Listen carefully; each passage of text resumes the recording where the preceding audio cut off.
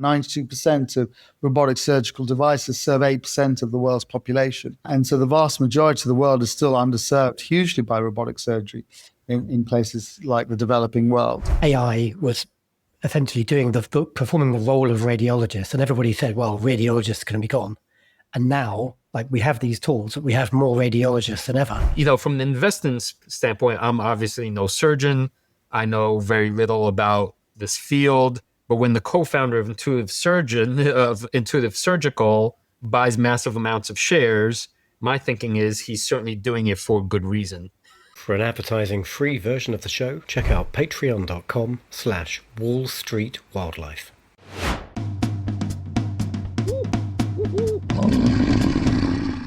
Welcome to the Deep Investing Jungle with your hosts, Christoph and Luke. Today, we are digging into one of the most powerful, dominant companies in modern medicine, Intuitive Surgical, ticker ISRG.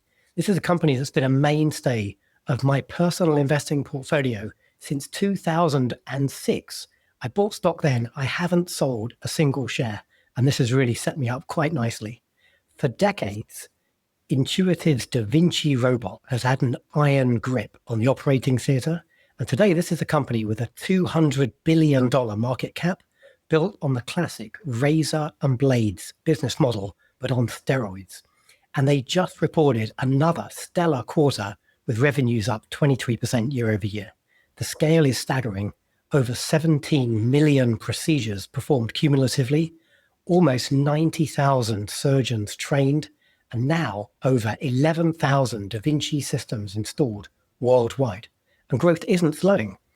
Procedures were up 19% last quarter over the prior year, and their newest Ion platform saw procedures explode by over 50%. This is a hell of a moat that this company has. But the space is heating up. Competitors are landing, and Intuitive have fired their biggest shot in years with the brand new Da Vinci 5 system, which already accounts for over half of all their new placements. So, to understand if this company can keep its crown, you can't just read an earnings report. You've got to talk to a true power user, someone who has spent literally thousands of hours with their hands and their head in the machine. And today we have, for our listeners, one of the very best, Professor Prasanna PS Sooriakumaran, who is one of the world's leading robotic surgeons based right here in London at UCLH. He doesn't just use the Da Vinci robot, he's a global proctor who teaches other surgeons how to use it. We're going to ask him, is Da Vinci 5 a genuine game changer or just an iPhone update? Is force feedback a gimmick? Is AI in the operating room science fiction or near future reality? Are competitors really a threat, or is Intuitive's moat just too deep to cross? Prof PS, it's an absolute pleasure to have you. Welcome to the Wall Street Wildlife Podcast. Thank you so much for having me, Luke. It's a real pleasure to be here, and I'm excited to speak to you both. Fantastic. So can I start with the first question? Back in my day, when I had to have surgery, they gave me a shot of whiskey. They had tied me down to the bed, and, they cut open some things, and they, sent me on my way. What's this AI robotics thing? How has the world changed? So your day was before 1909 or whenever ether was used for anesthesia, first of all at Harvard Medical School in the early 1900s. So it's a pleasure to meet you, Christoph. But yeah, surgery has changed a lot since the open surgery kind of era. Now we do things through much smaller cuts. So rather than having a big knife and making big cuts up and down and putting you to sleep for long periods of time and blood loss and needing transfusions and all of those sorts of things, and lots of days in hospital while you recover and slowly walk and slowly start to eat and stuff, we're able to typically do surgery robotically for a lot of different procedures, a lot of different indications. And what that means is that we make small cuts. So, for example, I do an operation called robotic prostatectomy for prostate cancer surgery, and the prostate lies deep dark in the deep dark pelvis, so surrounded by the pelvic bones. It's a really hard to reach area. So in the old days, not quite your old days, Christoph, but maybe the 80s, 90s, 2000s, early 2000s, you had a cut sort of going from all the way up the belly, all the way down to the pubic bone. And then the surgeon would guzzle his hands inside, underneath the pelvic bone, try and feel the prostate and try and take it out without causing major hemorrhage, major bleeding, 10% often transfusion rates, hospital stays of 2 weeks, off work for months, etc. Lots of continence problems where you're leaking urine constantly, completely impotent patients who don't have erections afterwards because the erection nerves and the continence apparatus that keeps you dry are all in the pelvis next to the prostate. And so because you've got no good dexterity, no good vision in this deep dark hole you're guzzling to get the prostate out, it comes at quite a cost in terms of side effects and complications. Now we make little cuts in the belly, and we put robotic instruments through those little cuts with a magnifying, effectively like a three-dimensional stereoscopic vision with times 10 magnification, immersive technology vision, so you can see much better, up to times 12 magnification, and you've got much more dexterity with these little robotic instruments going in through these arms, robotic arms like chopsticks, going into the pelvis in my circumstance as a prostate cancer surgeon, and you're able to get much better dexterity, much better vision, and therefore much better precision when you operate. And therefore you're able to do the operation with far fewer side effects, far fewer complications, and an operation which would have typically led to a 10 to 14 day hospital stay with the open approach. An open prostatectomy is typically a 24-hour hospital stay now with a robotic approach, and patients are back to work the next week. And so huge advances in terms of recovery and in terms of lack of side effects, as well as better outcomes in terms of cancer control and success of the operation itself. It is incredible. Actually, my dad had prostate cancer 2 years ago, and he's made a full recovery. And actually, prostate cancer got my grandfather. So you and I might get more closely acquainted in the future. Who knows? Well, you're obviously much younger than Christoph because he was born before the early 1900s. But if you are 50 yet, Luke, it would be worth getting a blood test called a PSA, because you've got at least one first degree relative, and actually you've got one first degree and one second degree relative. And as a white man, you'd anyway have a 1 in 8 lifetime risk of prostate cancer. That doubles with your father to 1 in 4, and it goes up to 1 in 3 because of your grandfather. So across your lifetime, your risk of developing significant prostate cancer is around the 1 in 3 mark. So it'd be worth getting a baseline PSA blood test done for you. So there you go. Free consultation for you, Luke. I've got 5 years worth of PSA results that I'm sitting on right now, but that's a really good message for all of our listeners. If you're getting to that age and you haven't had your PSA done, go get a baseline. It's super easy. You can get it done as part of your regular medical check. In the UK, it might cost you an extra few pounds, or you can get it free on the NHS. Yeah. Just like when you get your blood pressure checked and your cholesterol, and check whether you're diabetic, your HbA1c, check your body mass index, you should also get your PSA done. Very good. So robots, are they now standard of care in your field of treating conditions like prostate cancer? Yeah, I would say they are. So the Royal College of Surgeons recently came up with this kind of future of surgery initiative, and they took a bunch of surgeons and they took a bunch of policymakers together, and then they made this kind of document which has shown that robotic surgery is not only the future of surgery, but is the present of surgery from many surgical specialties. So things like pelvic surgery, like prostate cancer surgery, some abdominal surgeries like general surgery, some gynecological surgeries like hysterectomy. Robotic surgery is the kind of market leader because it gives you that ability to have minimum invasiveness and therefore quicker recovery for patients with less side effects and fewer complications, but also more precision and therefore better outcomes in terms of cancer control and surgical success. So yeah, for many specialties, many indications, robotic surgery is now the market leader. So back, for example, I'll give you an example. So I was on I published a paper in the British Journal of Urology International looking at the British data for robotic prostatectomy, or for all radical prostatectomies. And about 15 years ago, it was a very small percentage was being done robotically.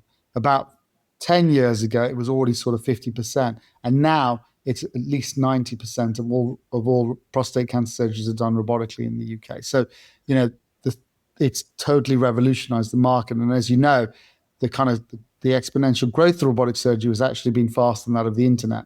So it's gone from, and you'll know because you invest in the early days, so you probably are a multimillionaire now, Luke. But the growth of robotic surgery has been huge and continues to grow with new players in the market coming in, but also with, as you rightly said in your introduction, the market leader, Intuitive, continuing to innovate, continue to come up with new devices and better technology, both software and hardware, to keep pushing the field forward.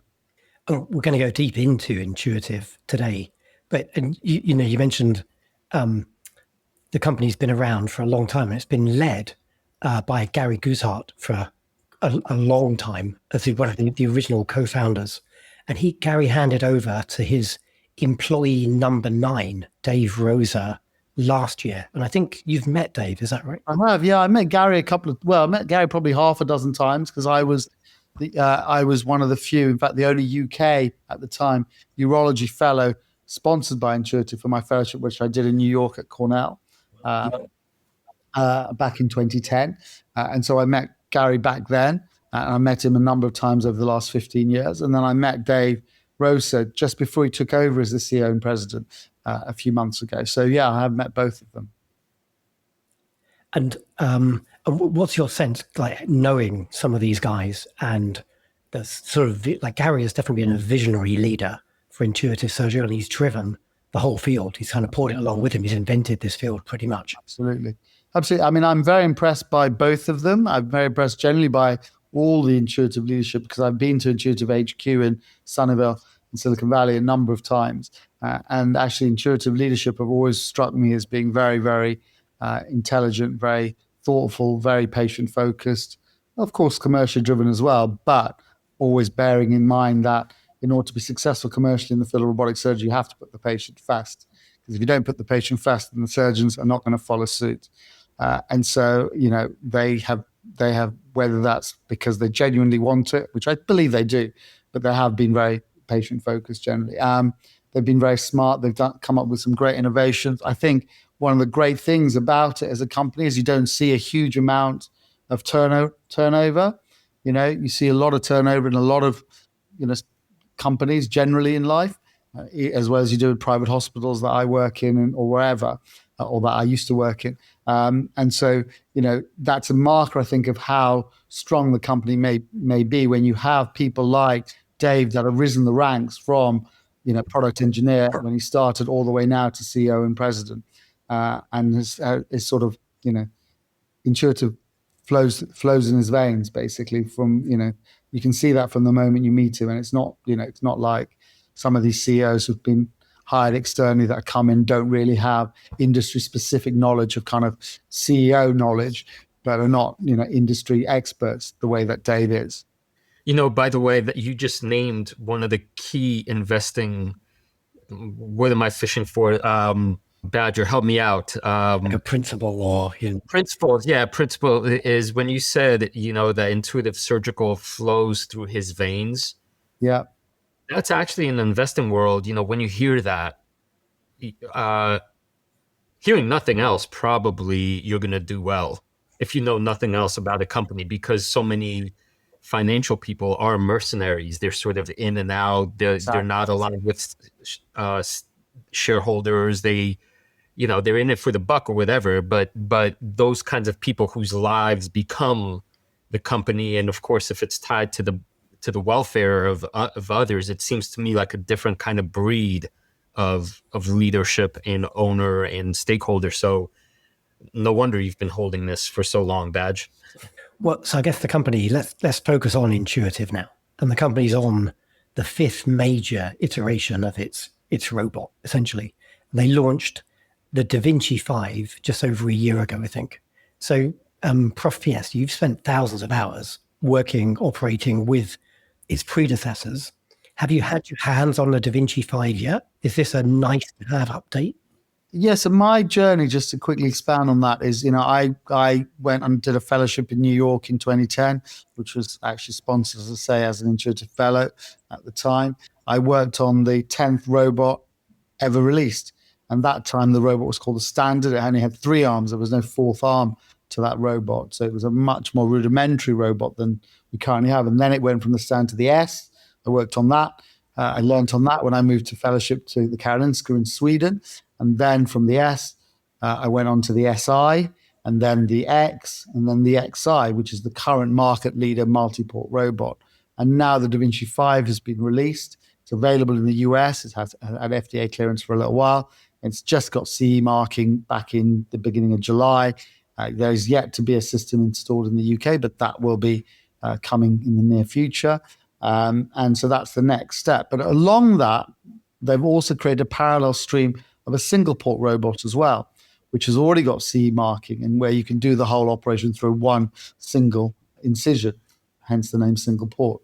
And so that robot has also been available in the UK for a little bit of time. And there are a couple of private hospitals in the UK, as well as one NHS hospital in the UK that has that robot. So now Intuitive have innovated in two different streams. They've increased their multi-port offering with the Da Vinci 5, which you mentioned, but they've also got a parallel robot with the single port robot for single port surgery, which of course, as it says on the tin, means that it's even less invasive and is even more minimally invasive, because you now just have one cut that you can put all the instruments through. So they are innovating, and I guess they've had a 20-year head start on all the newer companies that have come into the field.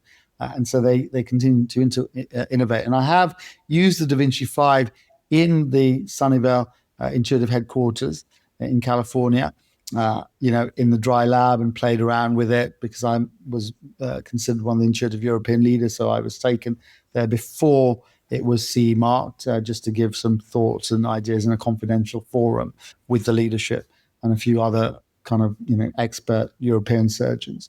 And so I have used it, but not on patients.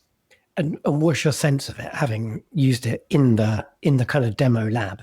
Is it an incremental update, or is it like a step change? I mean, I think it's very difficult to answer that, because it's difficult to define what you consider enough to be step change compared to incremental. But what I would say about it is it looks very similar to the current market leader, the XI robot, their current, fourth generation robot. It has slightly better optics, but not, that would be incremental.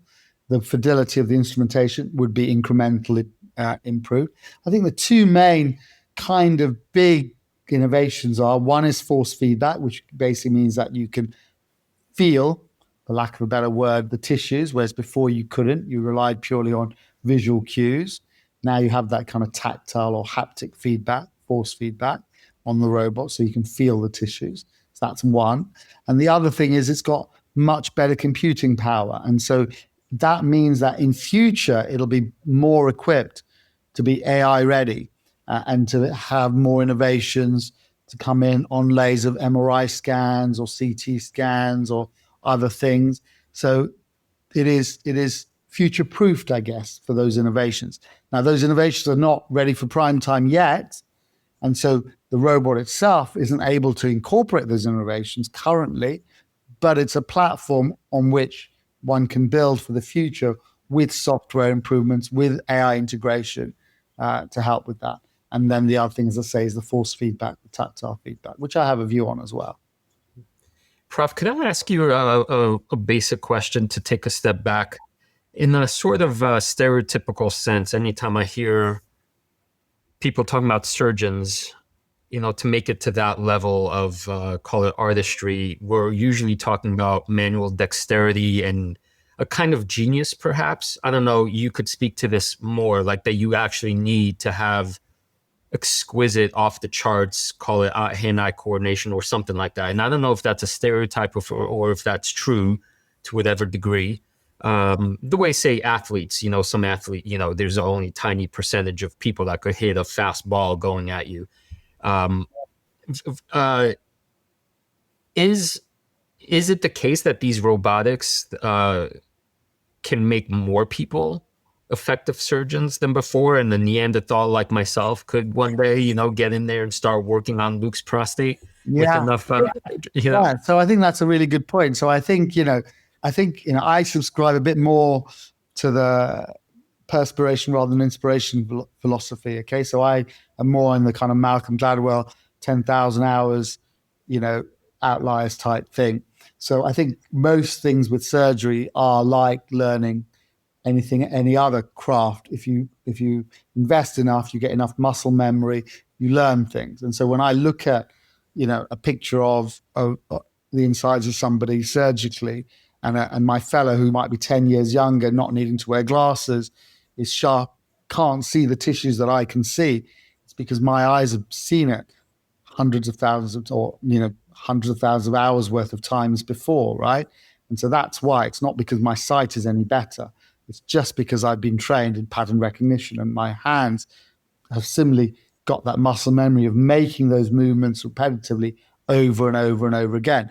Just like, I can play golf and I can develop a handicap probably of, 10 or 15, but I'm unlikely to get a scratch handicap because I don't have the technical ability or the talent or the intrinsic natural ability, but I can train up to a certain point. And so surgery is like that. You can train people up to a certain point. And what robotics has done is has allowed more, as you rightly say, there's been a level, it's allowed more people to get to that point. So there will still be the artists and the exceptional robotic surgeons that can do things, quicker, better than some other people. Just like you can put a golf club in somebody's hands and they can get a handicap of 15 after 5 or 6 rounds, and for some of us we need 50 lessons and 100 hours to get that kind of handicap. So everybody learns at different rates. So there will still be those people at that thing, but more and more people will be able to achieve, let's call it competence or excellence, rather than Leonardo da Vinci levels of artistry. And so I think the robot is a really good leveler for surgeons. It allows more surgeons to get through their learning curve quicker and get to a point of expertise, even if you don't consider that brilliance or artistry level of brilliance. I think thinking about that alongside the 10,000 times the computing power and things like force feedback. When I talked about intuitive last year on the podcast, I don't know if you would agree with this, I likened the data that they're now collecting to like Tesla driving miles. Like Tesla have had hundreds of millions of cars on the road before FSD was even, being rolled out in the States. They were collecting a ton of data on how people were driving the cars, what the streets looked like, how people reacted to certain things. And now that data kind of goes into the big monster AI machine. And now we're close to having full self-driving. And I wonder what your thoughts are on that metaphor in the world of robotic surgery with this massive data from 17 million procedures now completed on patients with intuitive robots. Yeah, which is why I think they've released the Da Vinci 5 as a platform, which although hasn't got the software yet, it allows that platform to then develop the software. So because as you say, you've got all this data, you can then develop safety features. Okay, this is the rectum, this is the ureter. You put all of these cases into the model. AI will say, don't go here, go there. Will allow you, like a driverless car, to tell you where not to go and where to go. Even if the novice-ish surgeon can't recognize those tissue planes or can't recognize those structures in the anatomy of the human body. And so I think that's where all of that data can be plugged in and be useful. Also, it's also useful because now we've got much better patient records than we used to have with electronic health records, which are ubiquitous in the United States and are becoming more and more used in the UK. So we can now much easier correlate intraoperative parameters with post-operative outcomes for patients to see what actually has a meaningful clinical benefit for patients, and not just, can I do this slightly quicker, which may be helpful for me boasting to my surgeon colleague that takes twice as long as me, going, look how slow you are. But actually what matters to the patient is not whether it takes me an hour to do your operation or an hour and a half or 2 hours, but what the outcome is in terms of your erections at the end. Can I do the same quality nerve sparing as someone else? Or what difference does the quality of nerve sparing I do make to your erectile function outcomes? And so being able to harness all of that intraoperative data and correlate it, because we now have efficient electronic patient records with outcomes, I think will be a major advance, because we'll then be able to see what steps of our operations need refining, what can be focused on, what things matter, whether traction on the nerve bundle, for example, during a prostate cancer operation matters. Things like force feedback will give us some metrics about that, whether that affects outcomes. So I think, yes, having all of that data, like with everything, as you say, with driverless cars or whatever, at the moment, people haven't yet figured out what data is useful, how to analyze that data, how to collect that data, how to process that data, how to correlate that data. But those things will then come. And I think in the next, I always thought I was at the golden age of robotic surgery because I learned robotic surgery when it was relatively new and when it was, considered to be the thing to learn. I became pioneer / early adopter in that kind of learning stage of the technology. Whereas now, actually, I think is a great time to learn to be a robotic surgeon, because actually now the potential for the future is being able to make those tweaks and really optimize patient benefit based upon, all of this data that's been collected. And there's a lot more now, I think, to do with big data science that's being involved in robotic surgery than there used to be. Professor, can I take this towards an investing angle by way of some potential critiques of AI? And what I have in mind is that, well, now in investing, everything is AI. So, we're trying to feel out, is this maybe something like legit AI, or is it just, slapping a label on stuff? But underneath that, is this, from a critical perspective, say when I'm at the university teaching my students how to think and how to write, I know, or at least I think I do, that the students who become dependent on using AI tools will actually deteriorate in their skill set because they won't actually have learned the things themselves. And I wonder to what extent, and if this is a good question or we're in the right ballpark, that if surgeons start using AI all the time, and let's say this thing becomes automated to the extent that these robots are kind of now doing most of things for the surgeon, is this a case where like their skill sets, the skill sets of surgeons might actually end up becoming poorer? And is this a worry that surgeons are talking about? Or is it more this case like that Luke was alluding to with Tesla, that, okay, well, human error is what kills people on the road. So we want a world where the robots are doing everything for us.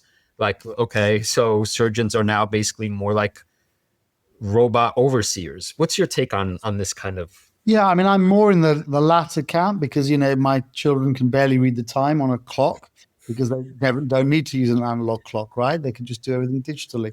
They can barely write because they type everything.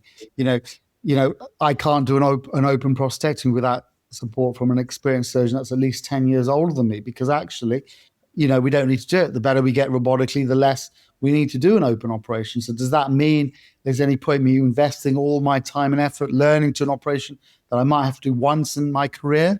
Or is it better just to accept that I want to focus on making the robotic surgery even better and making that even less likely to happen? So I think AI is a tool like in any field. And just like, when you're a pilot flying a plane, you barely need the pilot there, right? The pilot pretty much doesn't do anything apart from reassures the passengers that there's a human there. The plane can fly, can take off, and can land itself. Pretty much. And during the air, you can put it on autopilot for a lot of it. You need human oversight. And the same will happen with robotic surgery. Now, I think with surgery, there are some tasks that can be automated, things like suturing. So let's say you've got a join between two tubes. After you've taken the prostate out, for example, you've got to join the urethra, the tube that goes through the penis, to the bladder.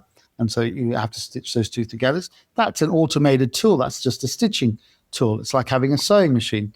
And, you have functions on a sewing machine now that can stitch things rather than you having to take your needle and thread out, right? So the same thing can happen with robotic surgery. But there are all other steps where you require quite fine dissection where you require the ability to see slightly different tissues and be able to handle things slightly differently. And I think AI is a long way from being able to replace surgeons in that, but will help enhance things by saying, don't go here, go here, by saying these are critical no-go areas, these are areas which are safe. Okay, this is a blood vessel, don't cut it, and then realize it's a blood vessel, and then see all the bleeding and then have to stop the bleeding. we can paint this with AI in various colors or whatever to show you, so you don't cause as much bleeding before you have to rectify the mistake. So I think that will all be an advance. You're right in the sense that as surgeons train with these tools, they'll become more and more dependent on these tools. But that is no different to my children being more and more dependent at doing the homework using a computer and having to learn how to type rather than learning how to write properly, because the handwriting is awful. So, in the old days, we had to write. When you do a T, the top of the T was less than the top of the H, right? When we were at school. Whereas, my kids have no clue about whether the T should be shorter than the H or not. What difference does it make? It depends what you put on the computer screen. So I think this is all part of progress, and anything that reduces human error, because, even with robotic surgery, currently there's still a huge amount of human error because it is still a master-slave platform where it is completely unautonomous, whatever the opposite of autonomous is. And so the robot is completely under the control of the surgeon. It does nothing autonomously currently. And I think, like with driverless cars, it will start off doing more and more things autonomously and providing surgeons with a guide as to help them.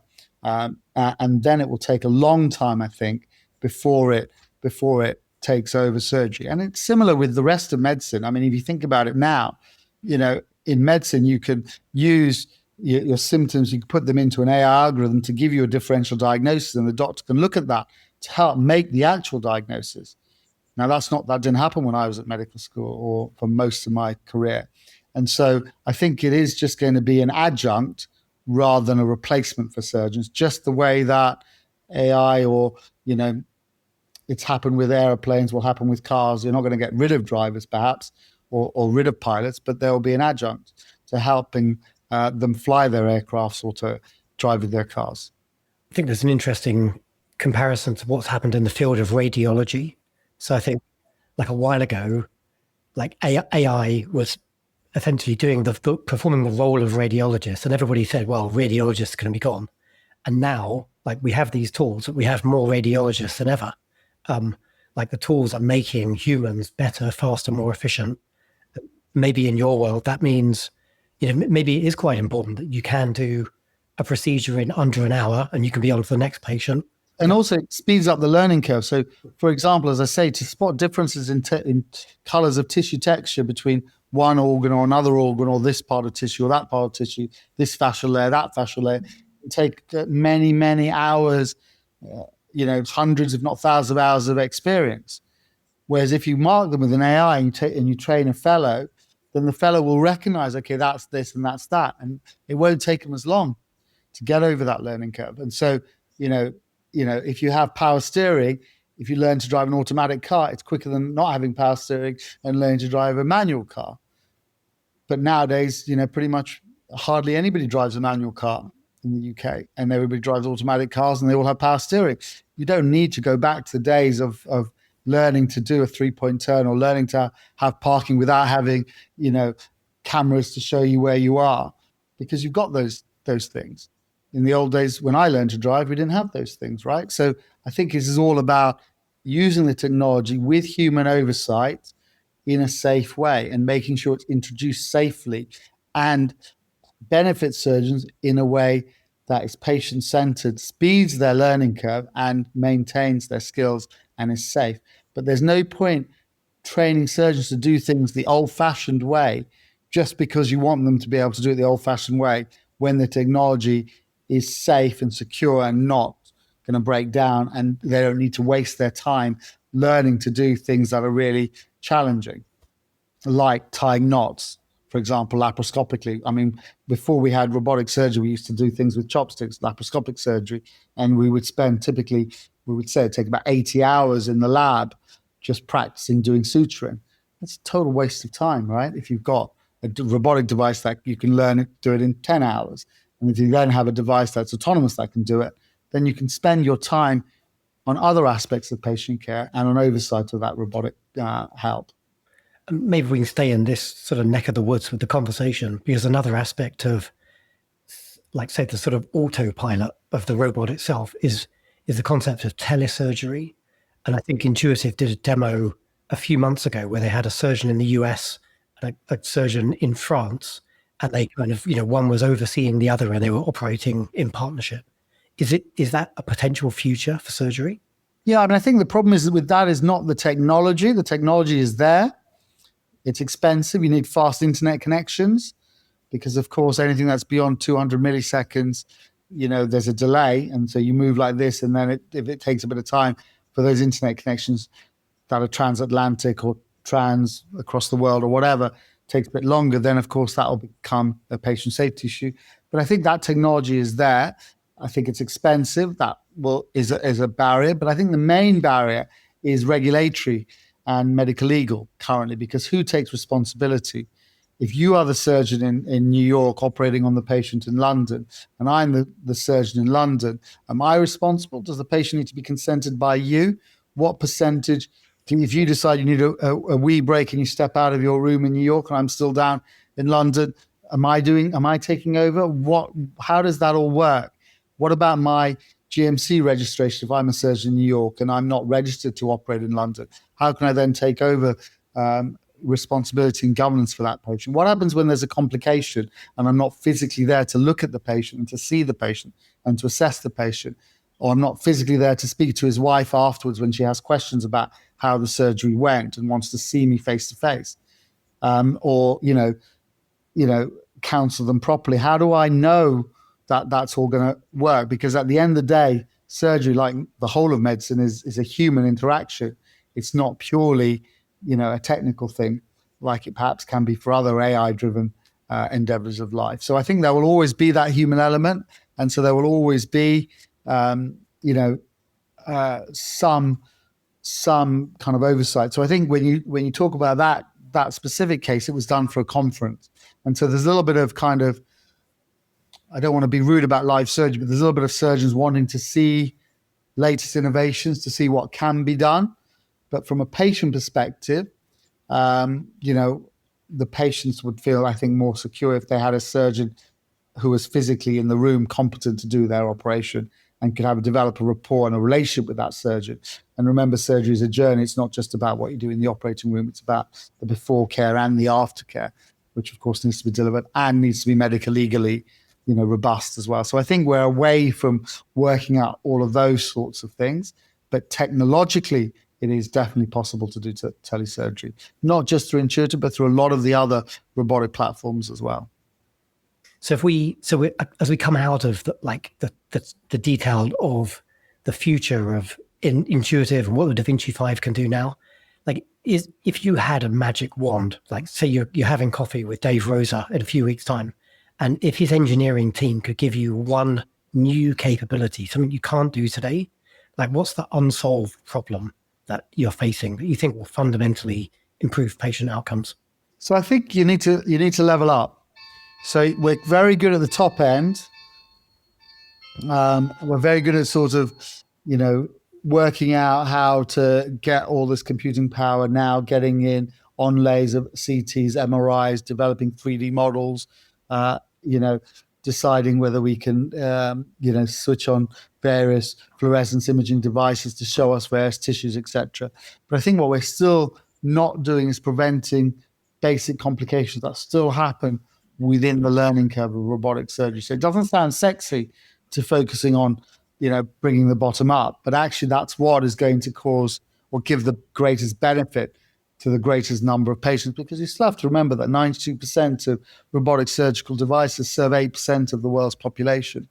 And so the vast majority of the world is still underserved hugely by robotic surgery in places like the developing world. And so what we need before we can start worrying about fancy gizmos like a 2.5 or whatever it is million pound Da Vinci 5 robot with 10,000 times the computing power of the current XI is we need to make sure that the robots are safe, even at a lower level. And so having AI safety, just like when you define driverless cars, you don't need a driverless car initially to figure out how to drive through a treacherous mountain. You need to make sure that if it sees a child walking in front of it, it stops, right? That's step one. And so step one needs to be dealt with in AI integration for robotic surgery. You can't cut this ureter. You can't cut the rectum. you can't cut the external iliac vein. You can't do, the AI integration needs to stop the kind of, I don't want to call them novice, but the less experienced surgeons from making, schoolboy, for lack of a better word, errors during robotic surgery, because those things still happen. There are still, without naming names, there are still institutions in the UK even that buy robots, and the robotic surgical program gets shut down because on day one or day two, early on in their journey, they have serious, sometimes life and death complications. And that's because they still require a lot of training, not only of the surgeon, but also of the entire robotic team, this entire surgical team. And so I think where AI is going to make the biggest difference is leveling that up, and therefore stopping those basic, huge errors from happening, rather than necessarily focusing on the top end, making already great surgery even better. Stop the rubbish surgery from happening at all. So, Professor, can I take you back into the world of investing for a little bit? Reductively, very reductively, there are lots of ways to be a successful investor. But one of the things that beginners often learn is to look for something called a moat. And that's almost in opposition to the kinds of things people sell that can be commodified. Anybody could do it over here, right? And it's a race to the bottom, just iteration and cost cutting and so forth, versus offering something that is, in a sense, irreplaceable and a competitor, even if they wanted to, they couldn't quite get there.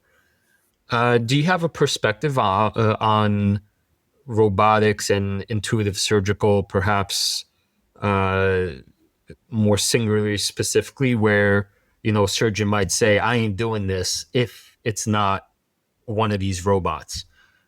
Yeah, I think Intuitive has the market share, of course, the largest market share, because it was the only player. It had a monopoly for many, many years, right? It had patents that lasted 20 years before other players could come into the market. And now there are a number of players. There's CMR in the UK, there's Medtronic, which is a huge player. There's the Indian robot SSI, Mantra. There's Chinese robots, there's Japanese robots, there's Korean robots, there's German robots. There's all sorts of robotic devices that are now coming out onto the market. And so I think the best robot, in my opinion, and this is a personal opinion, not an opinion from my institutions or whatever, but the best robot in terms of quality, in my opinion, that's commercially available is the Intuitive robot and the Intuitive robots. But they're also by far and away the most expensive robots, which goes back to my previous point that 92% of robotic surgical devices across the world serve 8% of the world's population. Now, that is not necessarily a great business model if you're talking about a moat, of the moat being the whole world. If the moat is just the US, then great. Intuitive's done great and will continue to do great. If the moat is just the UK or Japan or the richest parts of the world, then great. But if your moat is going to extend to Africa and Asia, where 56% of the world lives in Africa, right? Or in Asia, and 20% lives in Africa. So, 3/4 of the world lives between those two continents. How many robotic devices are there? Fewer in those two continents than in New York, right? So you're then talking about a huge disparity. So if you're just planning to sell Ferraris, absolutely, you target what Intuitive are targeting. But actually, there has to be a market for the Ford Fiesta as well. And so for that, you need to then think about making your robotics not just more innovative, more expensive, more computing power, more this, more that, but actually creating robots that are more affordable and that are different business models that are perhaps less sexy, but can do the job in a trauma situation in a relatively poor part of the world. And I think that's where Intuitive are not currently focusing, perhaps, whereas other players that are coming into the market are focusing more at, where there's more room for maneuver there, because Intuitive hasn't got that market. A really interesting way we see this play out from, say, the investing point of view is the razor and blades business model. I called it robots and blades when I talked about this last year. So Intuitive sell or sometimes lease the console, the robot, to the hospital, but then 84% of their revenues today are recurring. It's not the actual robot, it's the consumables, the instruments. And I think there was a push a couple of years ago, if I remember correctly, to get higher levels of reuse with instruments. Yeah, some of the instruments only have 10 lives, 10 uses. Some of them have gone up to 14. The extended use program takes some of them to 18. But that's still not enough, right? When you're talking about things that are very expensive. And so, yes, absolutely. It's not just the capital cost, as you rightly said. It's also that business model of making money on your consumables all the time. And those are perhaps cheaper, and they are cheaper for some of their compared to robot companies, which is why for those companies they're getting more traction in developing world countries. So, for example, the Indian SSI Mantra robot, it's got some help from the Indian government as well, but has had huge traction across much of the Indian subcontinent and is now spreading further afield. That's why CMR Versus has got traction in some of the hospitals even in the UK that are not necessarily the tertiary centralized cancer center hospitals, because it can do minor procedures cheaper and faster than if you were to have a Da Vinci doing it. So Da Vinci helping you doing it. So I think there is a market for these different robotic devices, just as there's a market for people who want to buy a Ferrari or Lamborghini, but there's also a market for people that want to buy a Ford or a Vauxhall. Do you actually get pressured by hospital administrators, maybe in the NHS, to try to use the more cost-effective platforms, if that's an option? Yeah, I mean, not directly, because I happen to work at UCLH, which is the highest volume, robotic prostate cancer center in the country. So we have a huge kind of tertiary influx of patients, and for that specifically very complex operation, I think the evidence would be in support of the Da Vinci robots in terms of outcomes. And so it's difficult to change that. And in fact, we've purchased more Da Vinci robots at UCLH and not purchased any of the other robots. I think now at UCLH we have, University College London Hospital, I think we have 5 or 6 Da Vinci robots in our surgical theatres across the institution, whereas we don't have any of the others. So in a high kind of ivory tower institution, perhaps not, but in your less ivory tower institutions, then yes. So one of the other things I did was I helped set up a district general hospital in the UK called Northampton General Hospital, set up its robotic services when it didn't ever have any robotic services. So I was on the steering group as the external advisor, the robotic surgeon, and a lot of the surgeons there and administrators there were like, why can't we get robot X rather than get the Da Vinci, or robot Y rather than get the Da Vinci? So I did have those conversations. But at the end of the day, it depends what you want to do. If you want to do complex cancer work, then I think, the robot that's got the most evidence behind it and the best outcomes behind it are the Da Vinci robots. But if you're prepared, you're not interested in doing that, you're interested in doing gallbladders and hernias perhaps, or appendixes or whatever, then you perhaps don't necessarily need to spend that kind of money on getting that. If you want your car to just run you around town, drop your kids at school 2 miles down the road, you don't need a Ferrari. But if you might need a Ferrari if you have other desires or needs. So I guess it's just it's all about finding the niche and what your specific hospital wants and needs based upon the landscape. Because remember, in the UK, the landscape is tending to be that there's centralization, and the more complex cancer operations are done in these sort of centers of excellence, tertiary centers, and they will tend to want the Da Vinci robot devices.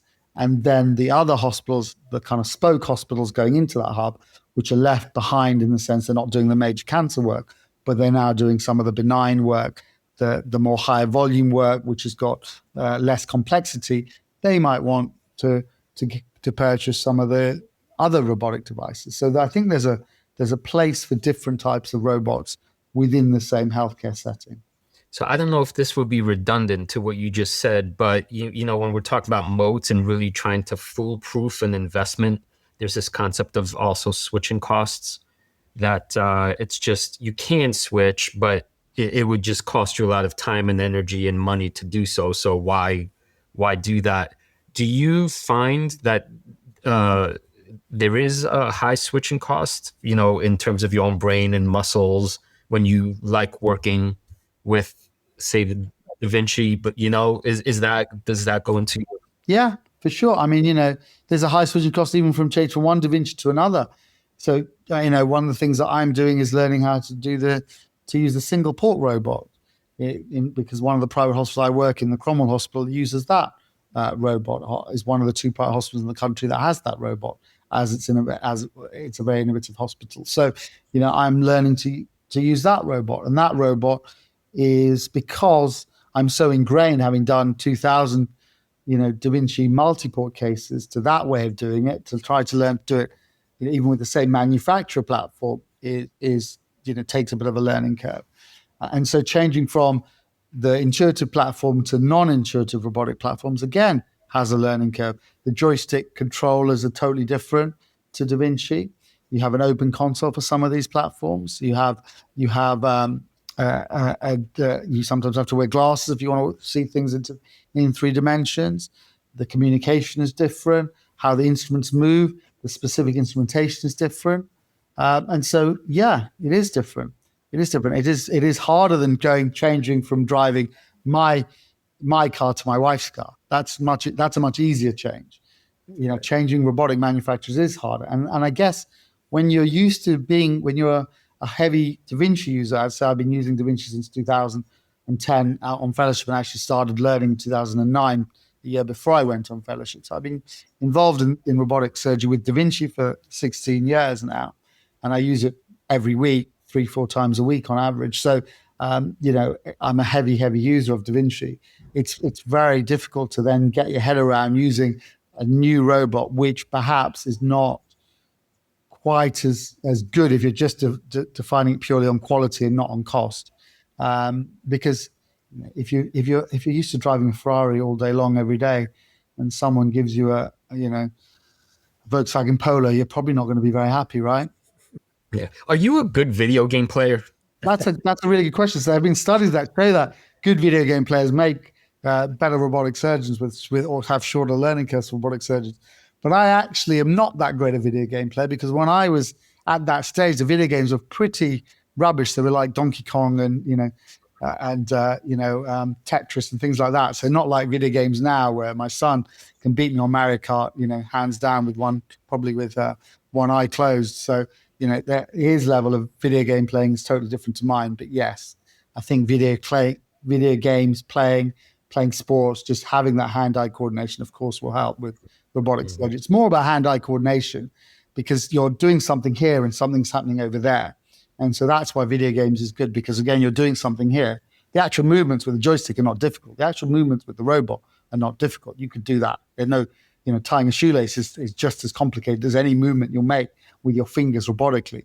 But it's doing it here and seeing an effect over there without perhaps the tactile feedback, which we haven't really talked about yet, but which was a major downside for the conventional robots. So you can't feel it.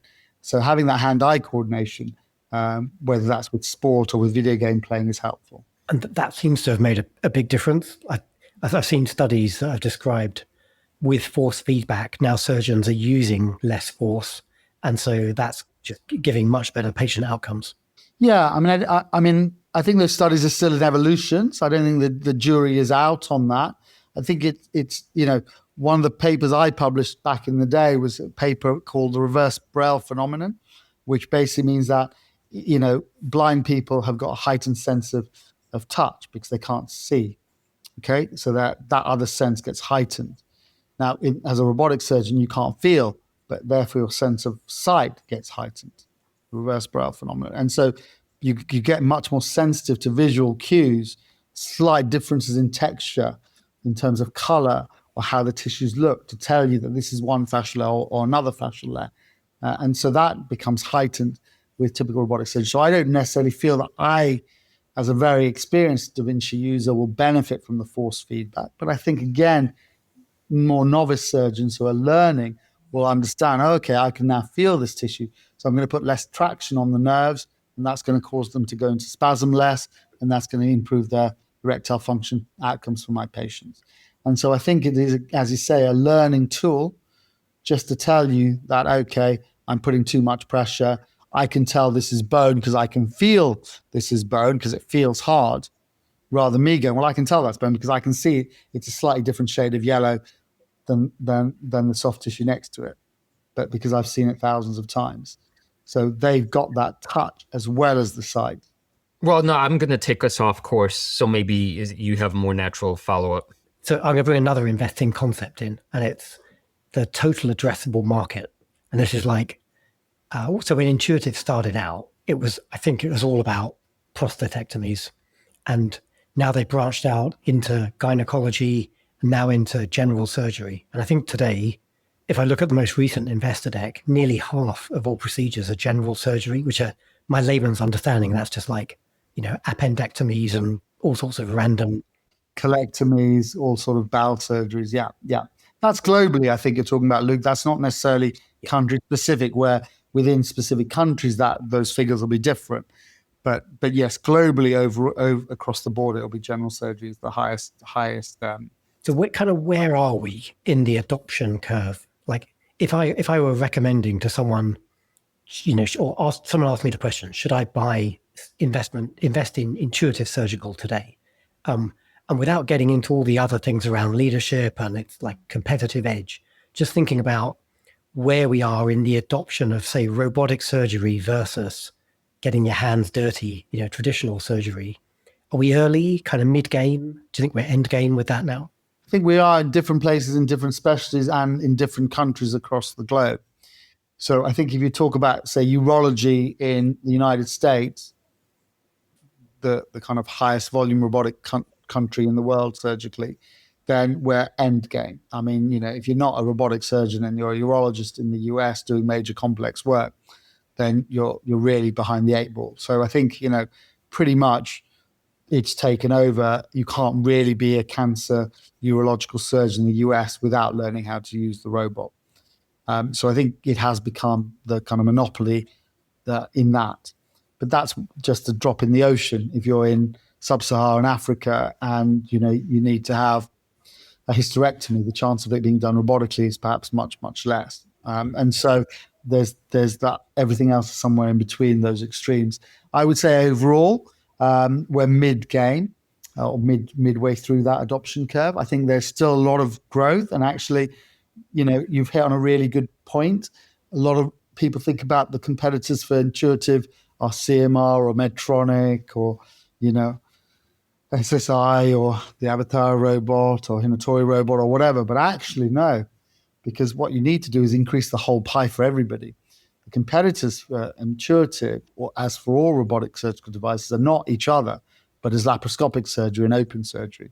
Because worldwide, there are still far too many open surgeries and laparoscopic surgeries being done. So rather than fighting for the small section of the pie that you currently have when you think about global surgery, increase the size of that robotic surgical pie by going into open surgery and laparoscopic surgery, which is still done across most of the world most of the time. And so I would say there's still huge growth potential for robotic surgery worldwide across the board. So whether that's through Intuitive or CMR or Medtronic or whatever, that's then about, well, which horse is going to win this race. But, there are the field is expanding and open surgery is going down and laparoscopic surgery is going down, robotic surgery is going up. And that will continue to be the case, I think, for at least the next decade. Well, that makes okay, great. That's a good segue to maybe our last question, to bring it back to investing. Sometimes investing can be simple. And I say that, knowing there's always 5,000 variables which you have to overlook. But Luke and I have a contest on our podcast where we pick stocks and we challenge each other to come up with a better idea. And one particular thing that's important to know is that a great company does not always make a great investment. So, it's maybe complicated in that sense. But I've been very jealous of Luke's investment in Intuitive Surgical. I'm very jealous of it as well, actually. Yeah. Don't look at the chart or I mean, he's done exceptionally well and he's held it all this time, which is harder than you think. But I'm sitting there, thinking, well, it's already $194 billion. I'm too late, this, that, and the other thing. I need a little smaller play that's sort of close enough. And lo and behold, in my research, I found that the co-founder of Intuitive Surgical recently bought a large number of shares in Procept Robotics. Biorobotics, yeah. Procept Biorobotics. Yeah. And, from an investment standpoint, I'm obviously no surgeon. I know very little about this field. But when the co-founder of Intuitive Surgical buys massive amounts of shares, my thinking is he's certainly doing it for good reason. Yeah. He's not burning his money, and it's one of these. How familiar are you with? So it's another robotic device I've used. So that's the difference about Procept Biorobotics is they have a robot which is used for one specific indication and one specific procedure, and that's to do benign prostate enlargement operations. So that they're basically coring a hole through the prostate, not for cancer, for benign enlargement to help men pass urine more effectively as they get older, all right, to stop those waterwork symptoms.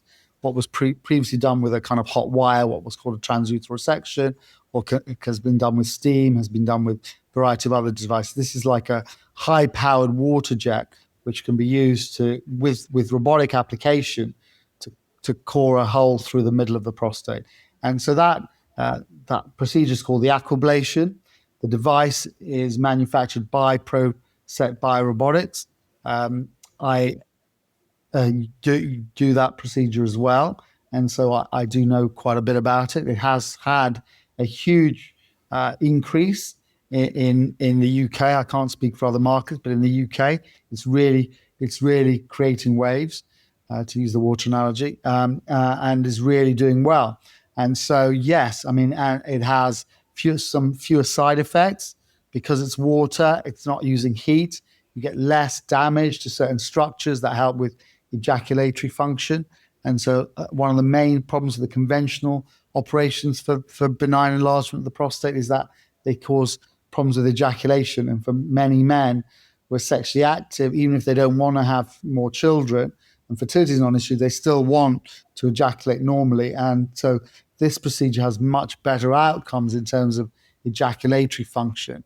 It also appeals to the clientele of robotic surgeons because it's a robotic device. So the learning curve for robotic surgeons like myself is perhaps not that long. So they've also given the people what they want in the sense that they've created something that is good for the patient, but also is what the surgeon also wants to be doing as a robotically trained specialist. So they've kind of hit that sweet spot where it is appealing to surgeons and it is appealing to patients because of the improved outcomes it can have. So, yeah, I think I didn't know that the co-founder of Intuitive had invested in it, but I can see why.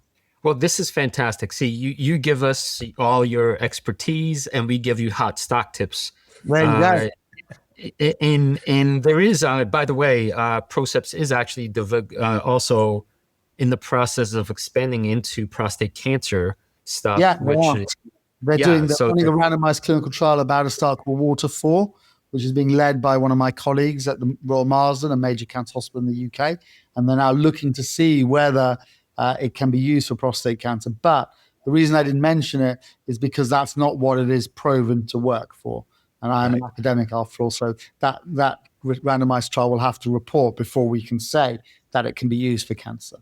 Right. Well, thank you. You're confirming my thesis, and now I get to make Badger Luke a little bit jealous of my upcoming thousands of % gains with this one. You're getting like a microcosm of 105 episodes of the podcast, because I try to find these incredible world-changing companies that are mature, like they dominate their market. And Christoph finds these random little tiny things that half of them don't make any money, and then he's kind of rolling the dice. So hopefully you've had an endorsement from the expert here. This is a good one, Christoph. Amen. For our listeners, the new baby is PRCT, ticker-wise. Excellent. Well, this has been a fantastic conversation. I'm really glad we got introduced to you, Prof PS, because you've made an investment I've owned for over 20 years. You've actually made it feel much more real to me now. I feel like I understand the company much better. And I now have a go-to buddy I can go and throw all my deep, dark questions to whenever. Fantastic. 100%. It's been a pleasure. Do you have any other questions for me, or are we good? We'll take a quick edit. I suppose maybe, is there anything you would want to ask us? Our audience is people, we're trying to help people begin their investing journey. And often the impediment is they just don't know how to get started, or whether it's inertia or usually, experts in fields, they think they need to know everything before, taking that first step. Is there anything we could help you? I guess the question I would ask is, how do you know, coming back to your point, Christoph, whether it's now too late and you've missed the wave, or whether Intuitive will keep going, or whether you now need to start looking at these other robotic companies that are now going to go, hopefully, for the kind of emerging markets, let's call them that, as opposed to the well-developed US, UK, Western European markets. Is it better to put your dollar where where these newer companies that are slightly more Ford Fiesta-like and less Ferrari-like than Intuitive, or is it better to keep investing in the Ferrari that's already got a Ferrari price tag, hoping it will keep on going up and up and up? Well, as an investor, you don't actually have to choose, because you can own them all. You build what's called a bucket of stocks built around a thesis, and often, if you have expertise or you have access to experts in that area that can really inform you as to the composition of your bucket, which are you want to own like the behemoths, the leaders like Intuitive, but you probably also want to have a couple of upcoming companies as well, because that makes like a robust portfolio where you've got like a few of the little things and the big guy. Right. Yeah. And I would add too, we repeat this over and over, they're tickers out of context, or companies out of an individual investor's context, is malpractice, because each person's investing context and journey is different. So somebody in their 20s is very different from somebody, say, in their 60s. Different income classes and risk profiles for this, that, or another reason. So we can't ever say this company is better than another one. You have to weigh risk reward ratios and stuff like that. But in simple terms, what I would encourage you to do is leverage your expertise, because you know more about this particular domain than most people on the planet. So why not translate that into capital gains for yourself, with which then you get this, And so would that be doing it myself, or would that be having an intermediary like a stockbroker who I gave his 20 grand, invest 10 grand in Intuitive, 5 grand in here, 2 grand in here? I guess I don't understand how the kind of mechanics of investing actually work, but we'll have a chat face to face, Luke, over lunch. I'd be delighted to take you through that over lunch. Yeah. And I'm buying, by the way. Yeah. That's lovely. Thank you. I hope it was helpful. Thank you. This was a great discussion. So, Prof PS, for our listeners who want to follow more of your work, where is the best place to find you? Yeah, so I have a private website which will highlight some of my work, which is www.professorps.co.uk. And so that will have my secretary's contact details and which hospitals I work in, a bit about my research and some of my med tech work. So I also do things that are not direct patient care, but involve robotic surgery and men's health. And then also I happen to be, which I suppose is one of my accolades, I happen to be the UK's most followed urologist on LinkedIn. So I'm always happy to connect. And I get bored of just speaking to urologists and oncologists all the time. So the more diverse people that I can connect with on LinkedIn, the better. So really happy for anybody to reach out to me on LinkedIn as well. Fantastic. Well, it's truly great to talk to a real expert. So we really appreciate you sharing your time and your expertise with the Wall Street Wildlife podcast. I really appreciate it. I get normally the podcasts I do are all to oncologists and urologists and people like that. So it's really exciting for me to speak to a completely different type of person and with a different brain. So it's brilliant. So thank you so much for having me.